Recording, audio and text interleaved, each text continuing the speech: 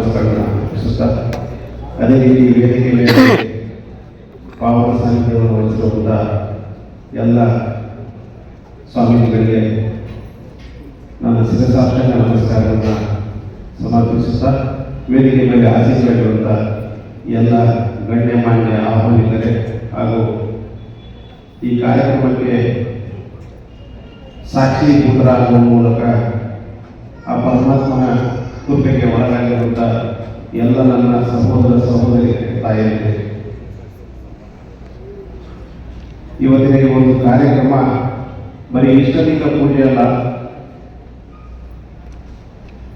ಆ ಭಗವಂತನಾದಂತಹ ಪರಶಿವ ಮತ್ತು ಭಕ್ತರ ನಡುವೆ ಒಂದು ಕೊಂಡಿಯಾಗಿರುವಂತಹ ಒಂದು ಕಾರ್ಯಕ್ರಮ ಅಂತ ಹೇಳಲು ಇಷ್ಟಪಡ್ತಿದ್ದೆ. ಇವತ್ತಿನ ದಿವಸ ನಾವೆಲ್ಲ ನೋಡ್ಬೋದು, ನಾವು ಆಧುನಿಕತೆಗೆ ಒಳಗಾಗಿ ಇವತ್ತಿನ ದಿವಸ ನಮ್ಮ ಸನಾತನ ಧರ್ಮದ ಪೂಜಾ ವಿಧಿಗಳನ್ನ ಪರಂಪರೆಯನ್ನ ಮರಿತಾ ಇದ್ದೇವೆ ಅಂತ ಎಲ್ಲೋ ಒಂದು ಹತ್ರ ನೋವಾಗ್ತಾ ಇದೆ. ಎಸ್ಪೆಷಲಿ ನಮ್ಮ ಸನಾತನ ಧರ್ಮದಲ್ಲಿ ಇರುವಂತಹ ಮಾನವೀಯ ಮೌಲ್ಯಗಳಿರ್ಬೋದು, ಆಚಾರ ವಿಚಾರಗಳಿರ್ಬೋದು,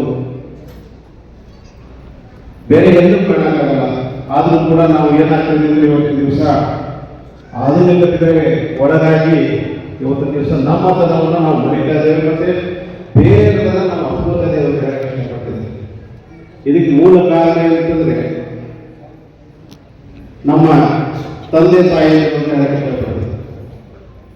ನಮಗೆ ಚಿಕ್ಕವರಿದ್ದಾಗ ಯಾವ್ಯಾವ ನಮ್ಮ ಧರ್ಮದ ಯಾವ್ಯಾವ ಕಾರ್ಯಕ್ರಮಗಳು, ಯಾವ್ಯಾವ ಹಬ್ಬ ಹರಿದಿನಗಳು, ಆ ಹಬ್ಬ ಹರಿದಿನಗಳ ಔಚಿತ್ಯವೇನು, ಐತಿಹ್ಯವೇನು ಅಂತ ಹೇಳ್ಕೊಟ್ಟಿದ್ರೆ ಇವತ್ತಿನ ದಿವಸ ನಮ್ಮ ಸಮಾಜ ಯುವ ಪೀಳಿಗೆ ಧಾರ್ಮಿಕವಾಗಿ ಕೂಡ ಅತ್ಯಂತ ಅಭಿವೃದ್ಧಿ ಹೊಂದ್ತಾ ಇತ್ತು.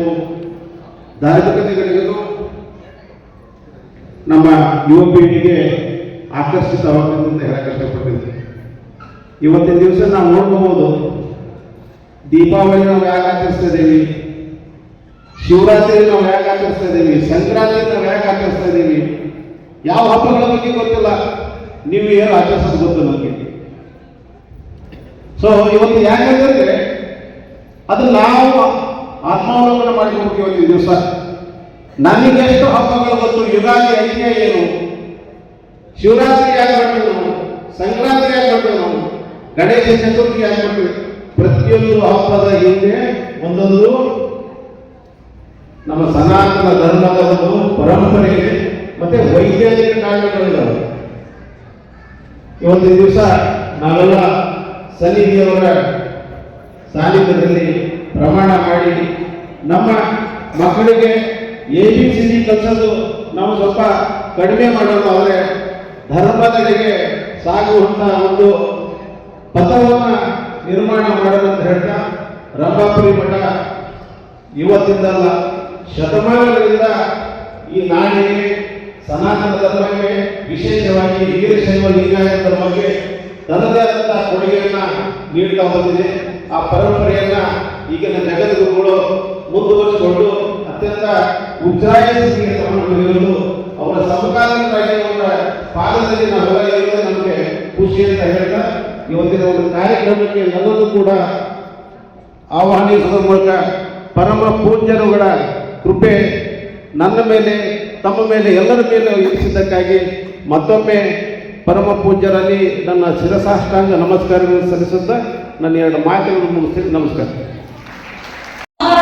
ಅನುಮಾನ, ಕಟ್ಟುಕತೆ ಅಂತ ಹೇಳೋರಿಗೆ ಇತ್ತೀಚಿನ ಸಂಶೋಧನೆಯಿಂದ ತಮಗೆಲ್ಲ ತಿಳಿದಿದೆ, ದ್ವಾರಕ್ಕೆ ನೀರಿನಲ್ಲಿ ಮುಳುಗಿರೋದು, ಹಾಗೇನೆ ಭಾರತದ ರಾಮೇಶ್ವರಂನಿಂದ ಶ್ರೀಲಂಕಾಗೆ ಆ ಸೇತುವೆಯನ್ನ ಕಟ್ಟಿರುವಂತದ್ದು ಸಂಶೋಧನೆಯಿಂದ ಈಗಾಗಲೇ ಸಿಕ್ಕಿರುವ ಆಧಾರಗಳು ನಮಗೆ ಗೊತ್ತಿದೆ. ಹೀಗಾಗಿ ಇವೆಲ್ಲವೂ ಕೂಡ ಹಿಂದೆ ಆಗಿ ಹೋಗಿರುವಂತಹ ಘಟನೆಗಳೇ ಆಗಿದ್ದಾವೆ. ನಮ್ಮ ಸಿದ್ಧಾಂತ ಶಿಖಾಮಣಿಯ ಇತಿಹಾಸವನ್ನ ನೋಡ್ತಾ ಹೋದ್ರೆ ಅದು ಪುರಾತನ ಕಾಲಕ್ಕೆ, ಅನಾದಿ ಕಾಲದಲ್ಲಿ ಇದ್ದಂಥದ್ದು ಈ ಒಂದು ಸಿದ್ಧಾಂತ ಶಿಖಾಮಣಿಯ ತತ್ವ ಬೋಧನೆಗಳು ಅನ್ನೋದು ನಿಶ್ಚಲವಾಗಿ ಇರುವಂಥದ್ದು. 12ನೇ ಶತಮಾನದ ಬಸವಾದಿ ಶರಣರು ಇದೇ ವೀರಶೈವ ಲಿಂಗಾಯತ ತತ್ವ ಸಿದ್ಧಾಂತಗಳನ್ನ ಜನಸಾಮಾನ್ಯರಿಗೆ ಹೊಸ ರೂಪನ್ನ ಕೊಟ್ಟು ಪರಿಚಯಿಸುವಂತಹ ಒಂದು ಕೆಲಸವನ್ನ ಮಾಡಿರುವಂಥದ್ದು ನಮಗೆ ಅತ್ಯುತ್ತಮವಾಗಿ ದಾಖಲೆಗಳ ಸಮೇತ ಸಿಗುವಂಥದ್ದು. ಒಂದು ಭಾಷೆಯ ದೃಷ್ಟಿಯಿಂದ ವಚನಗಳು ಸರಳವಾಗಿ, ಸುಲಭವಾಗಿ ನಮ್ಮ ಪ್ರಾದೇಶಿಕ ಭಾಷೆಯಲ್ಲಿ ಇಲ್ಲಿಯ ಸಾಮಾನ್ಯ ಜನರಿಗೆ ಅರ್ಥವಾಗುವಂತಹ ನೆಲೆಗಟ್ಟಿನಲ್ಲಿ ರಚನೆಯಾಗಿರುವಂತಹ ವಿಶೇಷ. ಹಾಗಾದ್ರೆ ಅದೇ ಅಷ್ಟಾವರಣಗಳನ್ನ, ಅದೇ ಪಂಚಾಚಾರಗಳನ್ನ, ಅದೇ ಷಟ್ಸ್ಥಲಗಳನ್ನ, ಅದೇ ಧರ್ಮ ಸಿದ್ಧಾಂತಗಳನ್ನ ಹೇಳಿದಂತಹ ಸಿದ್ಧಾಂತ ಶಿಖಾಮಣಿ ಯಾಕೆ ಜನಗಳಿಗೆ ವಚನಗಳಷ್ಟು ತಲುಪಲಿಲ್ಲ ಅಂದ್ರೆ ಭಾಷೆಯ ತೊಡಕೆ ಹೊರತು ಅದು ತತ್ವಚಿಂತನೆಗಳ ತೊಡಕಲ್ಲ. ನಮ್ಮೆಲ್ಲರಿಗೂ ಅರಿವಿರೋ ಹಾಗೆ ಪ್ರಾಚೀನ ಕಾಲದಿಂದ ಹಲವಾರು ಪ್ರಾದೇಶಿಕ ಭಾಷೆಗಳು ಭಾರತದಲ್ಲಿ ಇರುವಂಥದ್ದು. ಮೂಲಕ ಮಾದರಿಯಾಗಿದ್ದಾರೆ ಎಂಬ ಮೂಲಕ ಡಿಸಿರಿಯನ್ನ ಸಮರ್ಪಿಸಿದಂತಹ ಶ್ರೀ ವಿಶ್ವನಾಥ್ ರೇವಣ್ಣ ಡಿಸಿ ಕಾರ್ಯನಿರ್ವಾಹಕ ಅಧಿಕಾರಿಗಳು ಕೆಎಸ್ಸಿಸಿ ಬೆಂಗಳೂರು ಇವರು ಗುರುರಕ್ಷೆಯನ್ನ ಪಡೆಯಲಿದ್ದಾರೆ. ತಮ್ಮ ದಕ್ಷ ಆಡಳಿತ, ಪ್ರಾಮಾಣಿಕ